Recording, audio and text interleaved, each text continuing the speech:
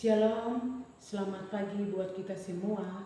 Perkenalkan, nama saya Farida Jalila Kabes, STH, Guru Mata Pelajaran Pendidikan Agama Kristen dan Budi Pekerti di SMK Negeri 1 Fakfak, Provinsi Papua Barat, sekaligus mahasiswa PPG Bar 3 tahun 2025, Pendidikan Agama Kristen di LPTK IKN Manado. Hari ini saya akan melakukan praktek uji kinerja pada siswa kelas 11 dengan materi komunikasi dalam keluarga. Mari kita sama-sama menyaksikannya. Tuhan Yesus memberkati kita semua. Shalom.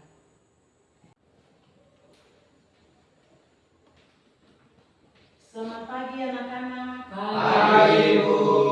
Hari ini kabar bagaimana? Baik. Ya, mantap. Terima kasih. Kita harus bersyukur karena di hari ini Tuhan masih memberikan kita kekuatan dan napas hidup untuk kita belajar di pagi hari ini. Ya, di pagi hari ini kita akan mulai dengan proses belajar mengajar kita, tapi kita harus berdoa dulu. Ya, siapa yang ditujukan untuk berdoa di hari ini? Ya, teman-teman serta ibu guru, sebelum kita mulai dengan pelajaran kita di hari ini, marilah kita berdoa mulai. Kami mau belajar, semoga kami itu berikan. Berikan doa kami, haleluya. amin. Oke. Ya, di hari ini kita akan belajar pelajaran agama.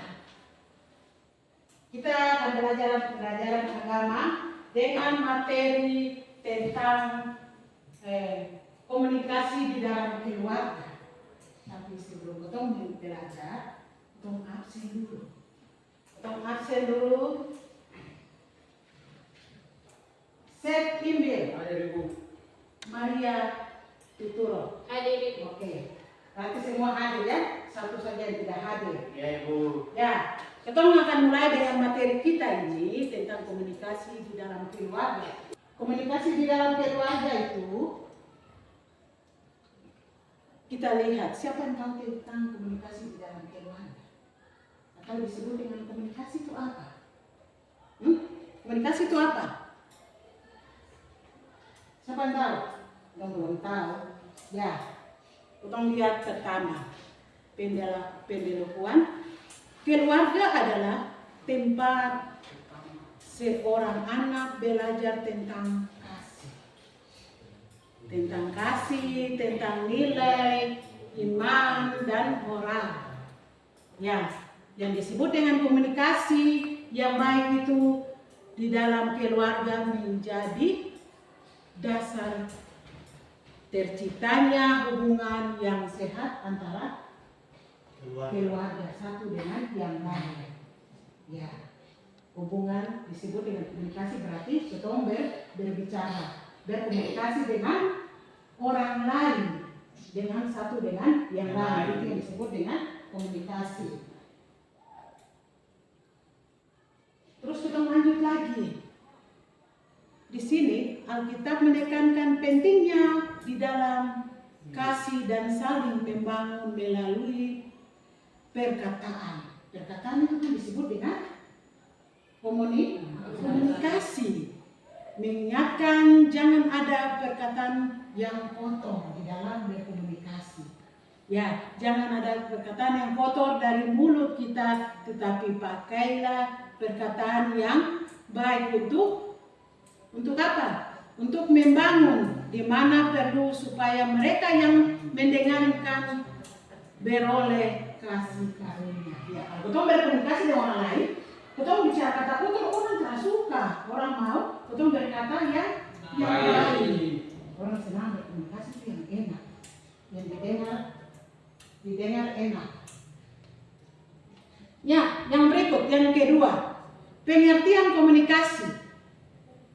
Pengertian komunikasi di dalam keluarga. Komunikasi dalam keluarga adalah proses saling menyampaikan pikiran, merasa kehendak antara anggota keluarga dengan terciptanya hubungan harmonis yang saling memahami. Kita berkomunikasi dengan kita mengenal seseorang harus melalui komunikasi. Kita punya hubungan di dalam kehidupan keluarga atau sekolah harus melalui komunikasi sehingga kita saling mengenal. Di dalam keluarga Kristen, komunikasi bukan hanya tentang berbicara, tetapi juga mendengar dengan kasih dan rendah hati, seperti diajarkan di dalam Alkitab. Ya, kita lanjut lagi. Ya, yang ketiga, menjadi sarana untuk saling mengasihi dan menguatkan di dalam iman. Ya, kalau ketemu orang tua mengajarkan ketemu tentang kasih, tentang kebenaran firman Tuhan, itu harus melalui komunikasi, melalui kita berbicara, bukan hanya kita diam-diam saja. Bagaimana kita mau tahu? Harus melalui komunikasi. Ya, yang poin yang keempat, mengajarkan nilai kejujuran dan kesabaran dan pengampunan. Ya, itu masuk dalam pendidikan di dalam keluarga. Betul, orang tua ajar betul tentang bagaimana kesabaran, ajar betul tentang nilai-nilai aturan-aturan di dalam keluarga. Itu yang disebut dengan berkomunikasi di dalam keluarga. Ya, itu yang poin ketiga. Kita lanjut lagi di poin keempat. Ya, ini nilai-nilai Kristen dalam komunikasi keluarga. Ya, yang nomor 1 itu tentang nilainya kejujuran. Kejujuran, penjelasannya mengatakan yang benar dan kasih dengan kasih. Terdapat di dalam Efesus 4 ayat 25. Jadi, kita bicara tentang kejujuran. Kita mengatakan sesuatu dengan jujur. Itu kita bisa lihat di dalam Efesus 4 ayat 25. Terus yang bagian kedua, kesabaran.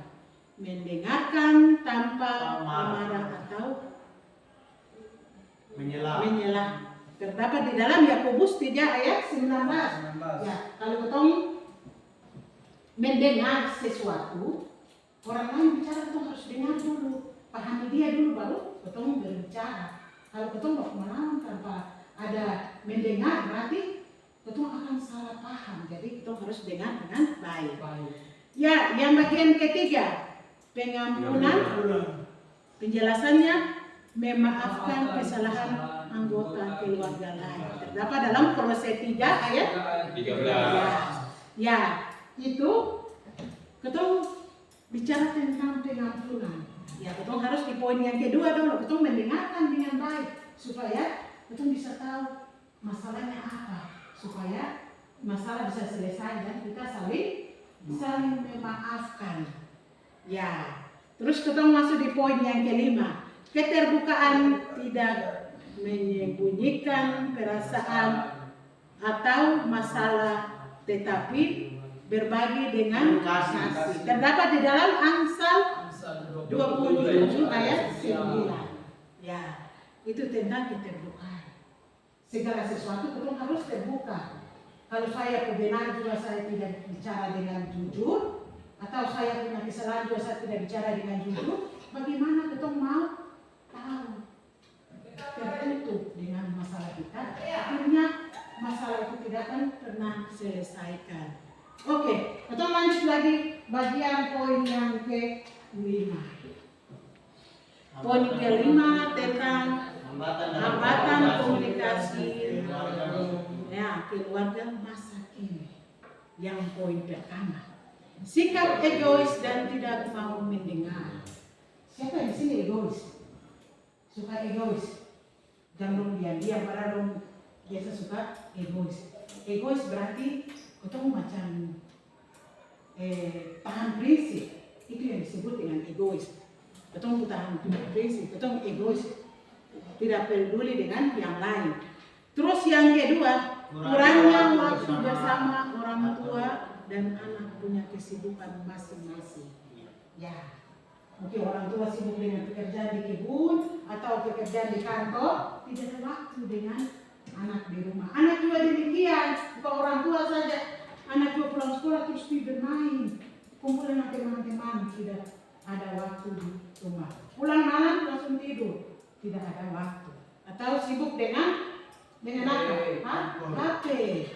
Nah, terus yang poin yang berikut itu pengaruh teknologi dalam mengurangi interaksi langsung.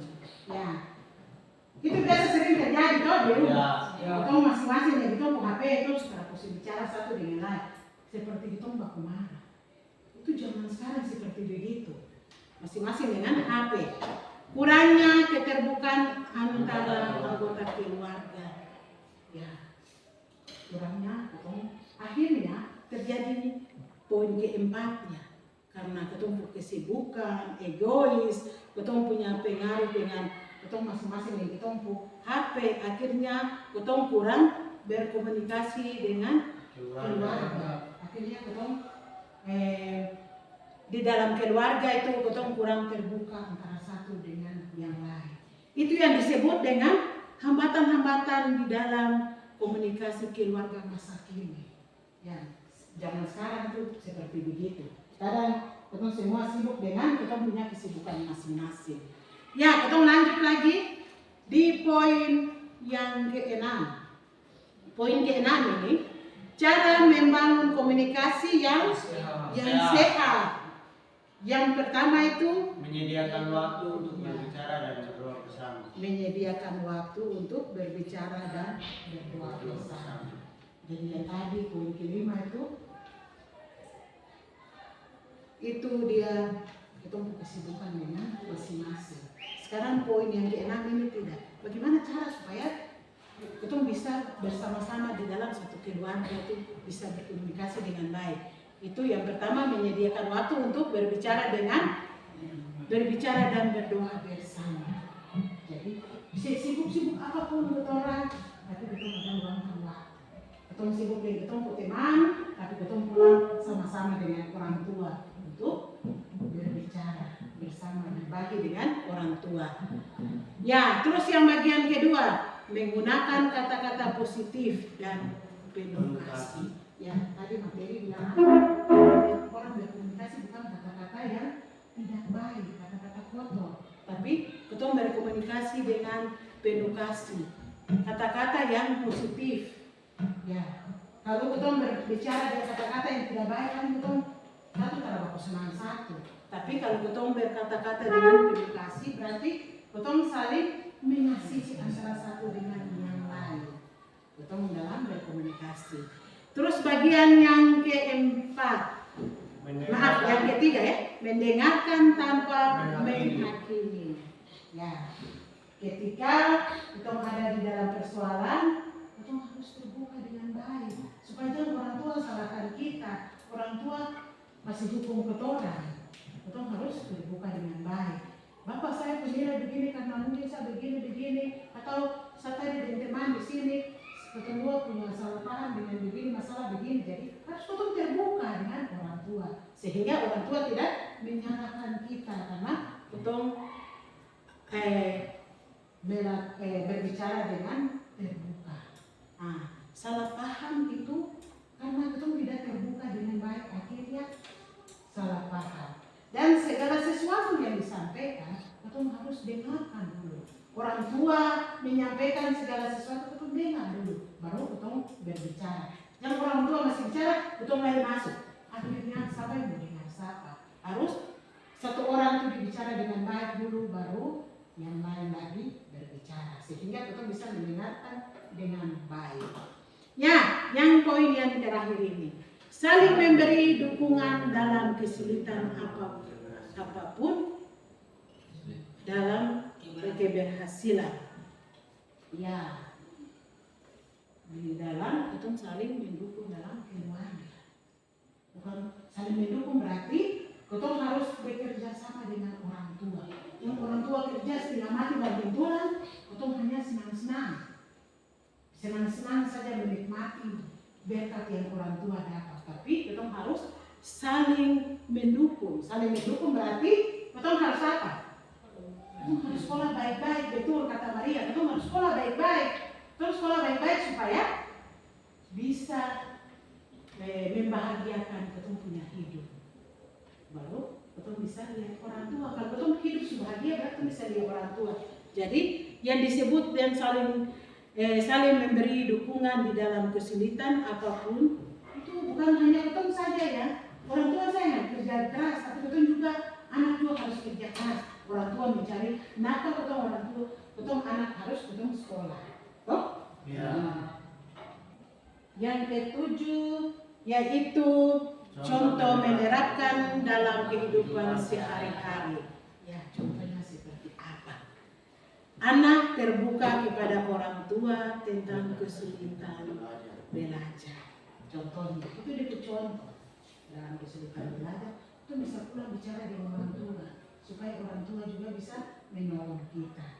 Ada guru pembimbing di sekolah juga bisa menyampaikan yang disebut dengan guru BK. Saya punya kesulitan belajar, atau guru wali kelas, guru agama bisa menyampaikan kesulitan-kesulitan kita di dalam belajar. Terus yang berikut, orang tua mendengarkan dan memberi nasihat tanpa marah. Ya, orang tua kalau betul memberikan kita keluhan dengan baik, orang tua tak marah, kita bisa memberikan kita nasihat dengan baik. Ingat, tempat curhat itu dengan orang tua, jangan curhat dengan teman sebawah. Karena orang tua itu dia lebih dewasa, dia akan memberikan jalan keluar dengan baik. Oke, jadi Ibu sudah jelaskan siapa yang mau mengerti atau ada yang mau bertanya? Semua sudah mengerti? Sudah. Ya, oke. Kalau semua sudah mengerti, sekarang kita ada di dalam diskusi. Diskusi kelompok, kita bagi 2 kelompok. Kita bagi 2 kelompok, mulai dari sini hitung 1, 2, 1, 2, 1, 2, 1, 2, 1, 2. Tempo. 1, 2. 2. Lanjut. 1, 2.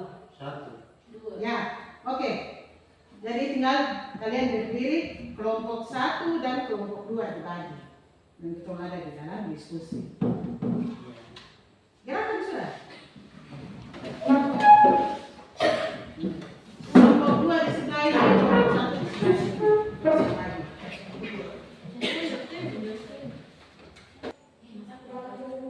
Oke, kerja sekarang Ibu kasih waktu untuk kalian kerjakan diskusi kalian selama 20 menit. Nanti Ibu kerja dengan sama-sama supaya hasil juga bisa sama-sama kerja dan akan menghasilkan juga yang baik. Oke, kerja sudah. Buka Alkitab, bisa lihat dalam Alkitab ada buku panduan. Dipelajari baik-baik, dilihat baik-baik, tulis baik-baik supaya kalian bisa baca hasil kalian depan juga dengan baik. Lagi 2 menit lagi. Kelompok 1 siap? Siap. Ya. Sekarang kelompok 1 maju ke depan untuk bertanggungjawabkan hasil diskusi. Di depan diskusi. Buat sini.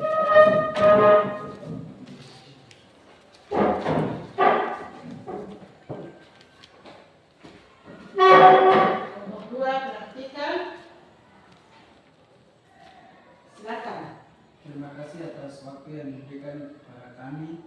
Kami akan mempresentasikan hasil kerja kelompok kami. Bagaimana menerapkan prinsip Yakobus ayat 1 vers 9 dalam percakapan keluarga. Dalam Yakobus ayat 1 vers 9, hai saudara-saudaraku yang kukasihi, ingatlah hal ini, setiap orang hendak cepat untuk mendengar, lambat untuk berkata-kata, dan lambat untuk marah. Dalam ayat ini memberikan 3 prinsip penting untuk diterapkan dalam komunikasi keluarga. Nomor 1, mendengar dengan baik. Mendengarkan dengan baik ketika anggota keluarga lain berbicara tanpa memotong pembicaraannya. 2, berbicara dengan bijak. Pikirkan dulu sebelum bertindak supaya kata-kata tidak melukai hati yang lain. Yang ketiga, mengendalikan emosi. Emosi tidak terkendali sering menimbulkan konflik. Maka mintalah hikmat Tuhan supaya bisa respon dengan sabar bukan marah. Apa ada pertanyaan dari kelompok 2? Ada.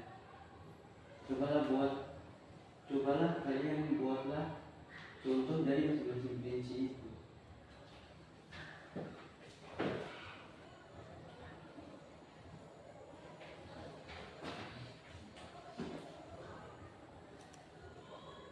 Contoh 1.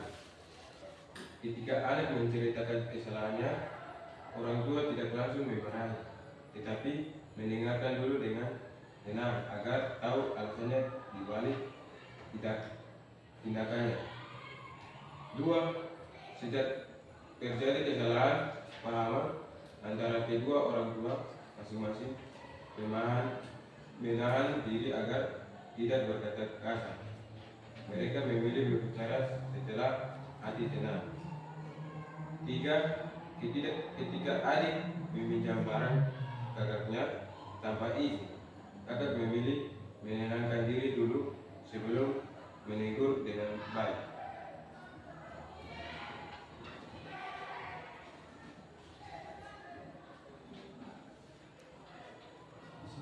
Sekian dan terima kasih hasil presentasi kami. Oke, beri tepuk tangan buat kelompok 1. Kelompok 1 kembali ke tempat duduk. Sekarang kelompok 2 bagian untuk mempresentasikan hasil kerja. Kelompok 2 silakan.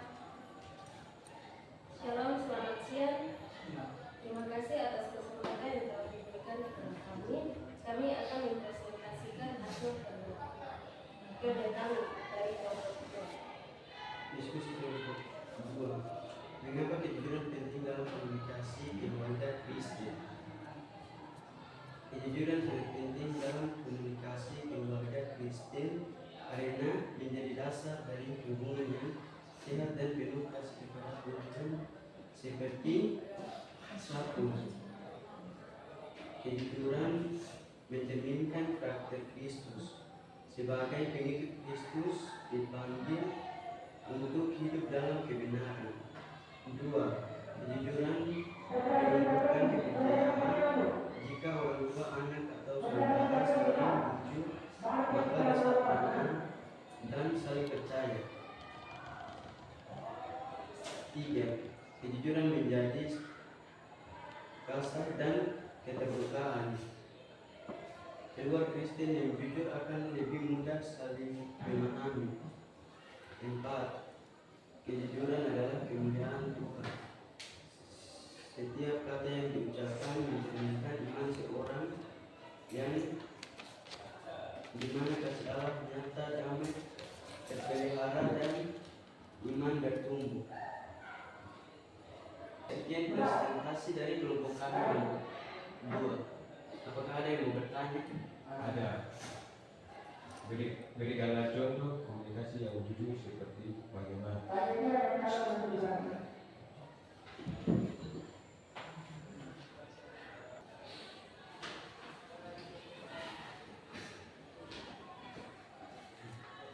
Adik memecahkan gelas tetapi takut dimarahi. Tetapi komunikasi yang jujur, adik menjelaskan bahwa dia tidak sengaja menjatuhkan gelas dari meja. Sekian presentasi dari kelompok kami. Bagaimana kelompok 1? Mantap. Mantap. Oke. Terima kasih kelompok 2 mempertanggungjawabkan hasil diskusi mereka. Silakan kembali ke tempat. Kita beri semangat tepuk tangan buat kelompok 2. Terima kasih atas kelompok 2 dan kelompok 1. Kelompok 1 dan kelompok 2 telah mempertanggungjawabkan presentasi mereka dengan baik. Tepuk tangan sekali lagi.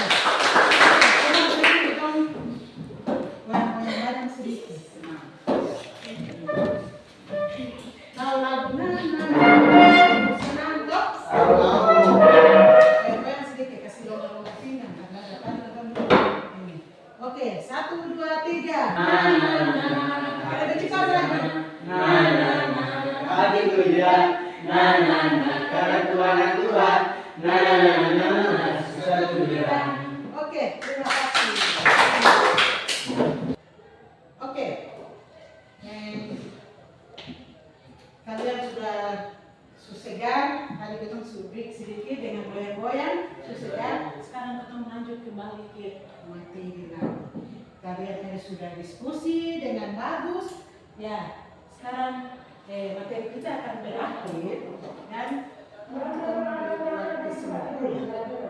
Ya, dari materi yang tadi bahwa komunikasi yang baik di dalam keluarga Kristen mewujud nyatakan dari kasih Allah melalui komunikasi yang jujur, sabar dan penuh pengampunan. Keluarga menjadi tempat pertumbuhan iman dan kasih. Jadi dong sudah mengerti tentang materi kita hari ini toh? Ya. Ada yang belum mengerti? Sudah semua? Sudah. Semua sudah mengerti. Berarti kalau semua sudah mengerti, Ibu akan kasih kalian tugas. Tadi tugas kelompok, ini tugas individu masing-masing. Ini tugas individu, ada 2 pertanyaan saja. Kalian tulis di kertas. Tulis di kertas. Yang tugas pertama, bagaimana cara memberikan setelah terjadi konflik di dalam keluarga. Terus yang kedua, apa peran doa di dalam menjaga komunikasi keluarga yang sehat? Itu 2, kalian tulis dan kerjakan, nanti kumpul Ibu. Tulis nama, tulis nama. Yang sudah bisa dikumpul, kumpul di meja Ibu. Baikkan yang sudah. Masing-masing bawa, supaya Ibu tahu, kan sudah tenang. Kalau di atas saja tidak apa-apa.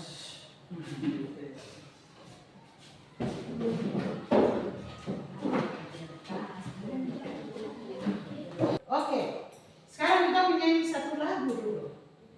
Rom tahu toh lagu ini? Lagu di Kidung Jumat. Kidung Jumat nomor 451 ayat yang bila Yesus berada di tengah keluarga, bahagialah kita, bahagialah kita.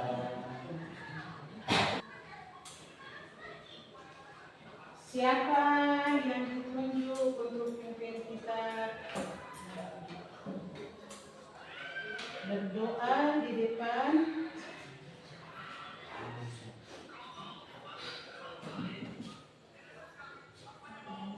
Pimpinan yang dulu kita istirahat, dan kita marilah kita berdoa. Berdoa. Terima kasih Tuhan Yesus sudah berkata kami belajar kami selama ini kita guru kami, teman-teman kami mau terima kasih Tuhan sudah kasih kami belajar cara siang hari kita kami supaya kami terus kami berdoa kami. Amin. Amin. Silakan kembali.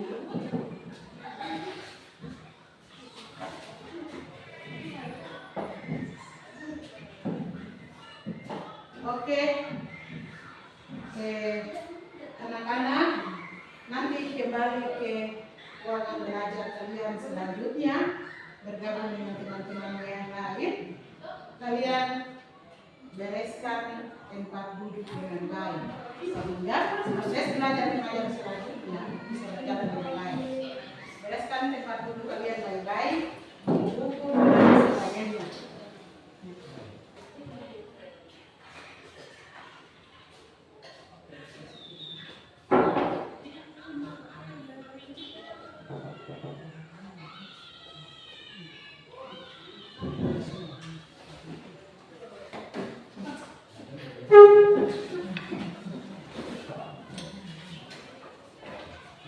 Thank you.